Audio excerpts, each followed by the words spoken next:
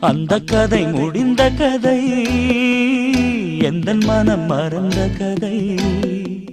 என்ன செய்ய விடுகதை போல் என்னுடைய பிறந்த கதை. காலங்கள் தான் போன பின்னும் காயங்கள் ஆறவில்லையோ, வேதனை தீரவில்லை. சொல்லிவிடு வெள்ளி நிலவே